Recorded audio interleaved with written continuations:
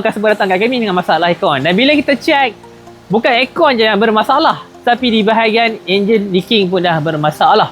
Tambah cover gasket di bahagian o-ring dan filter bracket dah memang teruk sangat leaking tu. Dan kita nak tunjuk hasil selepas kita buat leaking. So dekat atas ni kalau hampa tengok, bah cover gasket ni kita dah cuci balik bagi bersih cun-cunnya. Dan di bahagian o-ring dan filter bracket berserta di bahagian silinder block, dah nampak tak tu? Kita cun-cun cuci bagi bersih. Untuk info, Myvi ni kita dah convert sistem aircon dia daripada Myvi ke Alza. Mana kata compressor kita convert ke Alza, condenser kita pakai yang Myvi juga original balik, dan kita tukar sekali di bahagian cooling coil yang original. Dan macam mana keadaan kalau kita convert daripada Myvi ke Alza, dia jadi lagu ni. Nampak tak ni?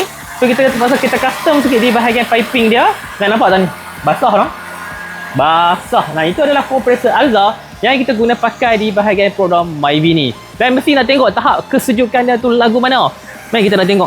1.1 darjah Celsius. Sejuk sejuk. Dan hampa tengok sini, sistem dah cut.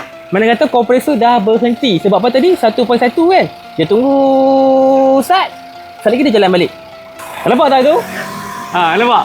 Kompresor dah jalan. Yang ni menandakan sistem aircon kita dalam keadaan yang terbaik dan sempurna. Dan buat hampa yang berada di sekitar kami, ada masalah di bahagian engine leaking, ada masalah aircon, nak cari tempat yang terbaik untuk buat kereta hampa, boleh pertimbangkan untuk datang cari kami di AYD Auto Service balik Pulau Pinang. Dan kalau video ni bermanfaat, tolong save video ni sebagai sumber rujukan hampa, dan tolong hilangkan button follow dari TV saya, serta tolong repost video ni agar dapat hasilkan lagi konten-konten yang bermanfaat. Terima kasih. Assalamualaikum.